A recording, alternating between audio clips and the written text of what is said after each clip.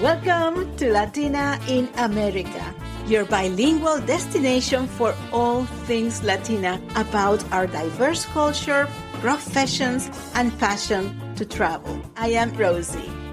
Our special guests will share their career journeys and will take us to amazing places around the world. On some episodes, they will take you on those journeys in Spanish. Así es, en español. So come on and join me. Let's learn and travel. And what a show I have for you today with Natalie Marino, founder and CEO of the Latina Techie. Natalie shares her mission to empower Latina women in finding their voice in the STEM industry. So let's learn about Natalie's journey as a mentor and about her goal to create a more diverse and well-represented tech sector. Natalie, welcome to the show. Thank you so much. It is a pleasure to be here. I've been following you in Instagram for a while, and the way that you bring your passion up front is absolutely amazing. So tell us a little bit about yourself. Tell me about your heritage. How do you identify yourself? I was born here in California in the States. However, I come from Puerto Rican and Mexican descent. So I am half Puerto Rican and half Mexican. However, yo me crecí con papá que es cubano. So I actually really grew up in a Puerto Rican and Cuban house. Yes, Puerto Rican and Cuban, they have so many things in common. And was that the case when you were growing up, or it was a distinctive differences between the two? That is such a great question. Y yo voy a decir que somos diferentes, pero somos iguales, ¿verdad?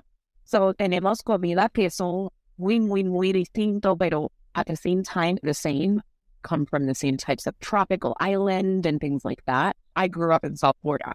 So, I've had the pleasure of knowing so many different Caribbean people that I feel like we're all the same, but very different in our own kind of, tenemos el sazón distinto de nosotros, ¿verdad? Así mismo, es sazón único. Growing up, I'm sure that you have a lot of childhood memories. Can you tell me one that is one of your favorite ones?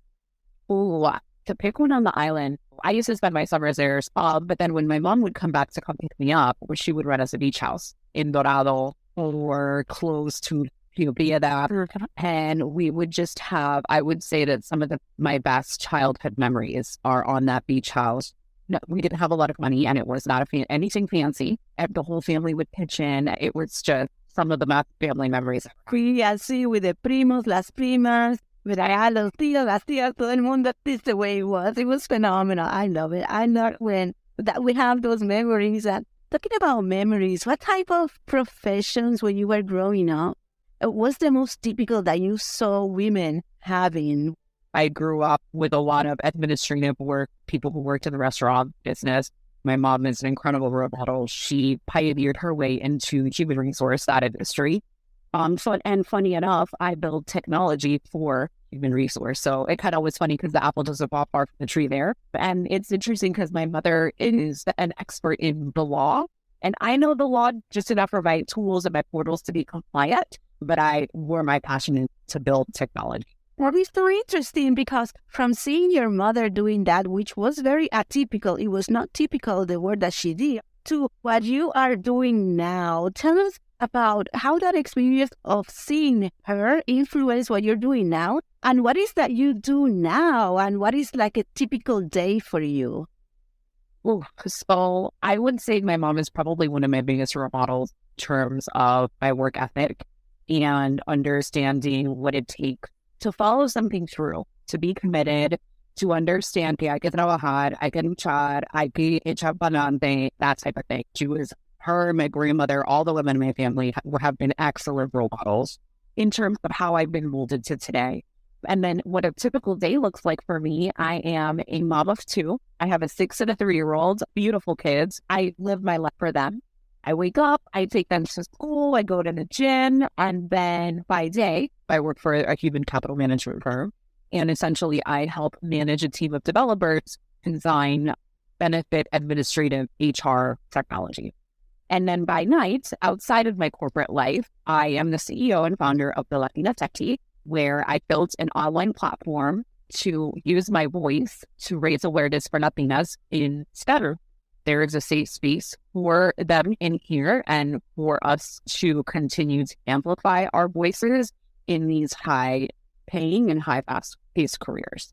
And then most recently, I've been using that as a catalyst, as an avenue for me to open up my own technology consulting firm where I've been able to help women entrepreneurs build technology, build web applications and phone applications as well. And that is so important because the most we expose the needs that the field has for people like us, the better it is. How was that journey that took you from observing your family and your mother to becoming a professional in the technology field? Great question. Well, I always say I landed in technology completely on accident. I got very lucky. A good friend of my mother happened to be VP of risk for an HR firm. I was 21 years old. And it's 2008, 2009 when the traffic crash is happening. So my parents were in a very, very tight financial situation. I had to come home to the state and kind of pivot my school career and also get a job to help pay the bills for the family home as well. And found myself helping out this HR organization during an enrollment.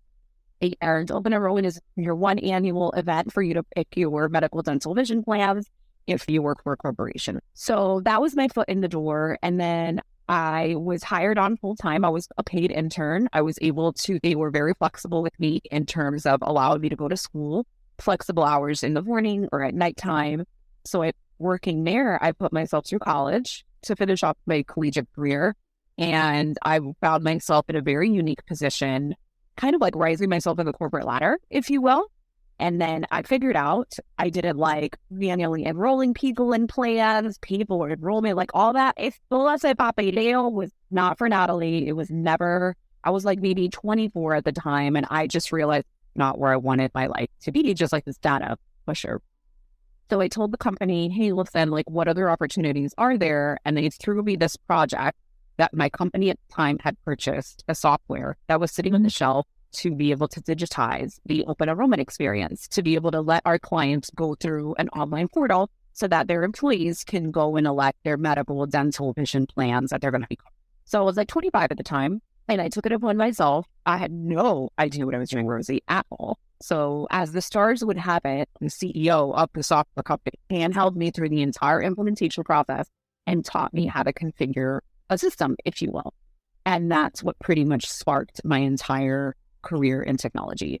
At this point, if I could figure out how to configure tools, what else could I do? And then that project and launching that tool for however many clients we had, it was like 3,000 clients for that open enrollment. It was successful, and it landed me on a beta technology team with the same software firm that was that they were building another platform to upgrade all of their current clients too.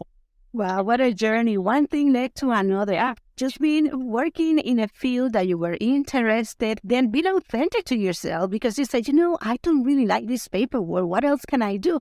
And you use your voice to move forward and ask questions. Is there anything else I can do? And when the opportunity came to you, you grab it, even though you didn't know anything about it, but you were learning. That means that there were a lot of failures, a lot of trials. And some people see the finished product, but what took place to get there? And what I like about you, Natalie, is that you say, I don't know anything about this, but I'm going to figure it out. It's not perfect, but we are going to make it work the best way that we can. So what an amazing journey you had. Thank you so much. I will say mentors have really helped me as well throughout my career. I really have got lucky with people kind of putting my name in the ring for me to help propel me a little bit further. And that's how I've landed other career ventures as well. And it really has been just a labor of not kind of taking the status quo for what it is and just continuing to push forward to find easiest and most efficient ways so that we can actually have fulfilling careers doing fun things. Yes, and for the person who is in a similar journey or who would like to engage in a journey like that, when things get really difficult, when you don't know what is going on, when you feel like maybe you are not succeeding the way that you should, that you're practically failing, what suggestions do you have when you are at that particular time? What do you say to yourself to keep moving forward? this is a daily struggle with humanity in and of itself. I don't think that any person wakes up and is motivated every day or disciplined every day. So it is something that I wake up and I try to do the same thing every day so that I can continue my teams. And I have this saying where I do a little bit every day to push the needle to where I want to be tomorrow. So it's not like I have to conquer the world in one day, but I have to do something every day.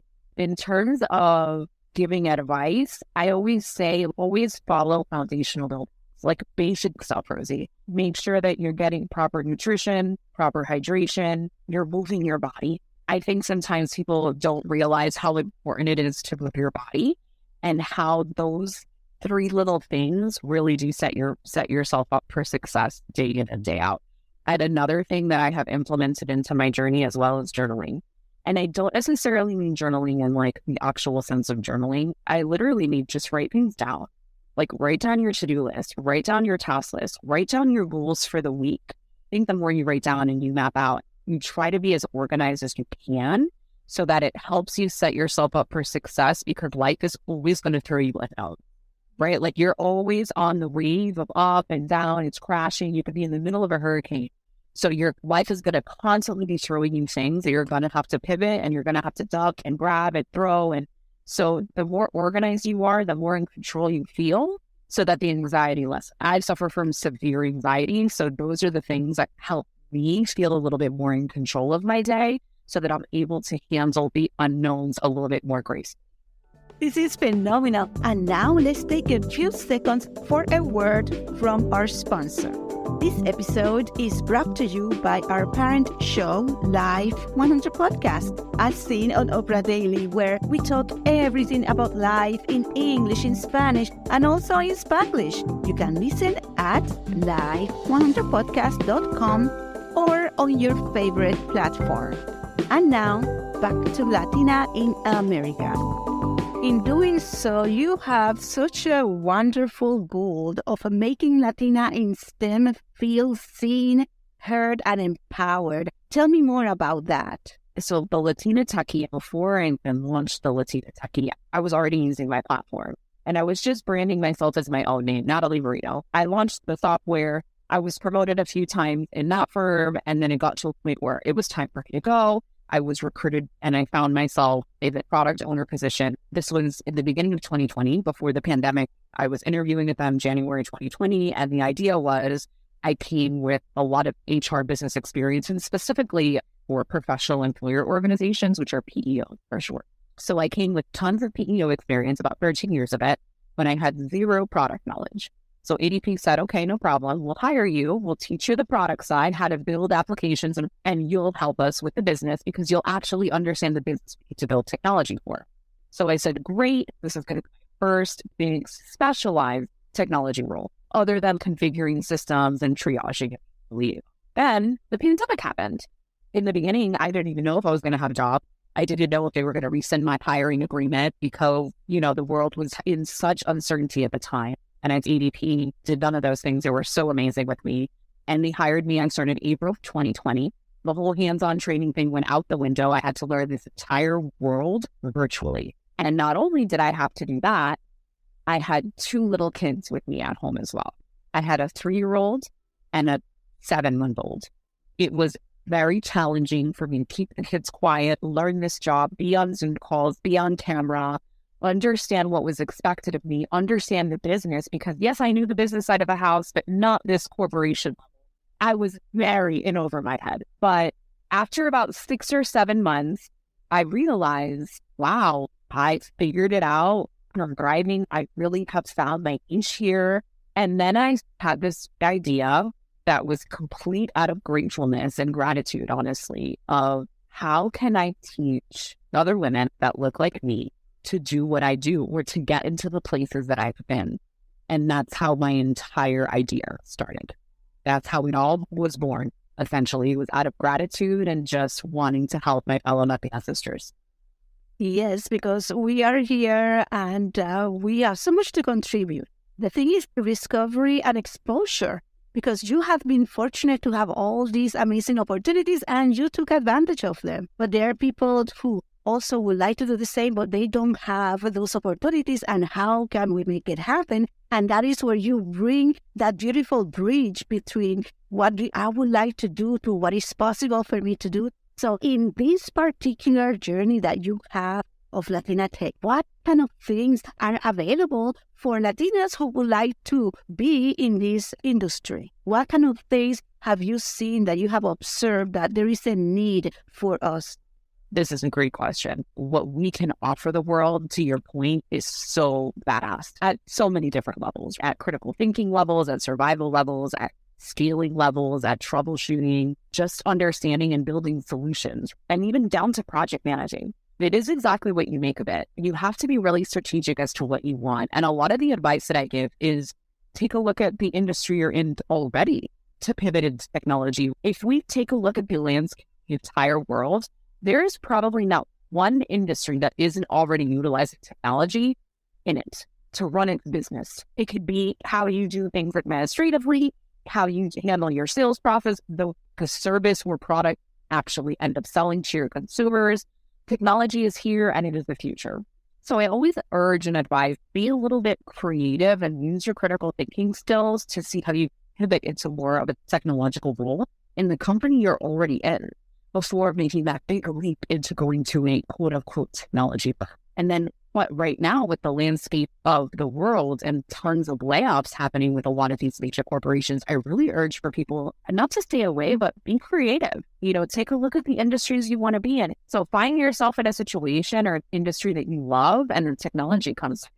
Absolutely, to transfer that efficiency and effectiveness doing their everyday life and transferring to this is like learning a new language. Of course, it's going to be rough at the beginning, but with practice and a lot of trial and error, you will make advancement. You will move forward. And in moving forward, let's talk about moving. Tell me, to what places have you been either because of work-related or because of family-related that you love to go, that you love to visit, that has created that memory that you would like to duplicate time and time again? I will say Puerto Rico is one of my favorites. The entire Caribbean is my favorite. I love Jamaica, Haiti, Dominican Republic. I was just there over the summer. Those are probably my favorite place. I'm an island girl at heart. So I'm always going to pick a warm vacation in the tropics versus a cold vacation. But I have had the pleasure of having traveled all over the world. I did a trip for a student ambassador program when I was in high school to Australia and New Zealand. So that's probably the furthest I've ever been away from home and the coolest trip. I've been all over, really. And then for work purposes, let's say I've traveled all over the country, California, New York, Texas, Georgia. I go to Atlanta quite often. Next up on my bucket list is I want to go to Eastern Europe, like Prague, Budapest, that area. And I'm a huge history buff, so that is next on my traveling bucket list. So tell me, Natalie, what is the next thing for you? What is your next project? What are you working on? What kind of things would you like to see? I am currently working on building my mentorship program. So I will begin a mentorship cohort in 2023. I will also be hosting my second in-person event called the Seat at Her Table. I will continue building my technology firm. So I am very excited. I have some really cool business. There's applications that I've been working on. So it's very fulfilling for me on the Latina Techie side to build stuff that's fun. That's what I'm going into 2023 with. Yeah, so share more about a seat at the table. What is that like? What that entails? Seat at Her Table was my very first in-person event last year in June 2022. And it was about time that, me as a Latina Techie, I wanted to host an event. I had set out to host my very first luncheon. I wanted to keep it intimate. And then we quickly realized, myself and my inner circle realized that it was not going to be a small thing because that's not what my community needed. My community needed something a lot bigger than a lunch and learn.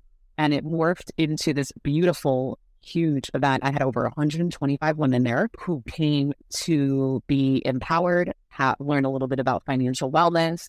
We had a panel about motherhood and all of its challenges. We talked about technology. We talked about our social responsibility and life of a Latina and all the things that come with it. We had music and drinks. We had vendors there as well. So we were able to create a mini marketplace to highlight some of our favorite local brands here in South Florida. And it was just an all-around amazing night where we were able to really enhance and vibrate the energy of creating our own seat at our own tables and creating lines that we really want to live. So this year, I am very excited to partner with brands and to bring the event to my community again. So yeah, I'm very excited about it. Yeah, so this year going to be a live event on 2023, and where it's going to be and the best way to get more information about it. It will be in South Florida. TBD as to the date, and you will follow me on Instagram at the Latina.Techie to find out all the information. And what else will be a good way to learn more about you, what you do, and how to connect with you? I am also on TikTok at the Latina Techie. I am on Twitter at the Latina Techie. And then, of course, my website, thelatinatechie.com.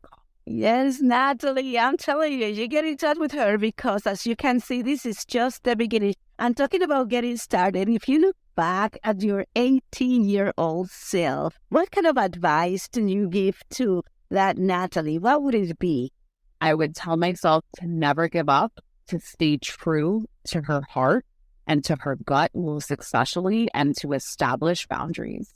But still, if I could just do anything to my 18-year-old self, I would just give myself a really big hug and tell her how much she's loved and to never give up. What a beautiful way to conclude our conversation. It has been an honor, Natalie, to have you in the show. Thank you so much for sharing your experiences and the whole beginning of things, how things started and all the things you had the opportunity to experience because you gave yourself a chance. So thank you so much for being authentic to yourself and for bringing our voice forward. Absolutely. Thank you so much, Rosie, for having me on. It has been such a pleasure. Until next time. Until next time. Thanks for finding and subscribing to Latina in America so you don't miss a thing. And if you like this episode, give us a 5-star review so we can be put on front of more listeners. For details and show notes and how you can connect with and support our guests, please go to latinainamericapodcast.com. Email us at latinainamericapodcast@gmail.com and follow us on Instagram at Latina in America. Links can be found on the website. This has been Rosie, a Latina in America.